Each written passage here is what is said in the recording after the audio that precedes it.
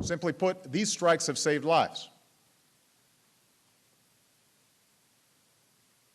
Moreover, America's actions are legal. He was seen as a symbol of hope and change, a leader who would bring a new era of peace and cooperation to the world. Preserve, protect, and defend the Constitution of the United States. So help you God? So help me God. Congratulations, Mr. President. But Barack Obama's presidency was marked by a new and deadly form of warfare, the use of drones.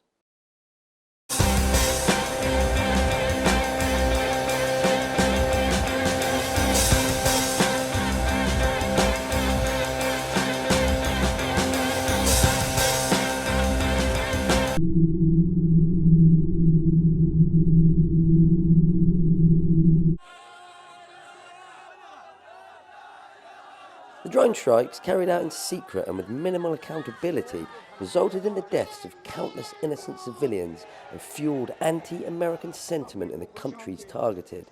The strikes were also carried out in defiance of international law and in violation of the sovereignty of other nations.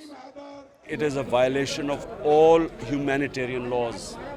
It violates every human law because no law allows anyone to become judge, jury, and executioner.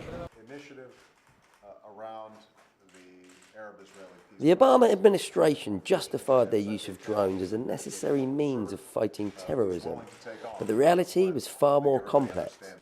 The intelligence used to justify the strikes was often unreliable, and the strikes themselves often missed their intended targets, killing innocent civilians instead. We didn't get it all right on day one. There were times where, for example, with respect to drones, that I had to kind of stop the system for a second and say, you know what, we're getting too comfortable with our ability to take kinetic strikes around the world without having enough process to avoid consistently the kinds of civilian casualties that can end up actually hurting us in the war against radicalization.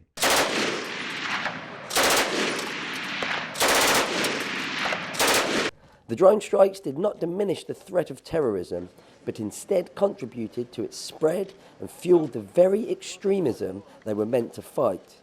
The widespread anger and resentment towards the US as a result of the drone strikes has made it easier for extremist groups to recruit new members and carry out attacks against American targets.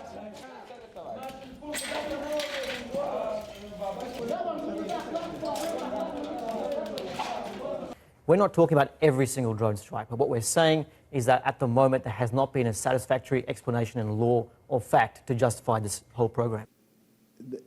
The challenge for me as Commander-in-Chief has consistently been, how do you think about this new technology in a way that is consistent with morality, ideals, laws of war,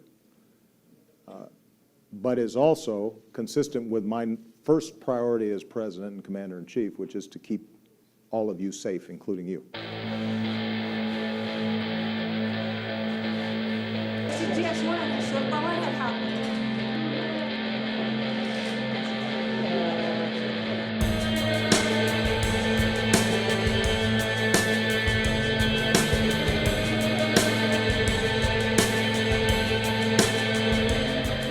Despite the criticism, Obama continued to use drones throughout his presidency, earning the title of the deadliest president in US history.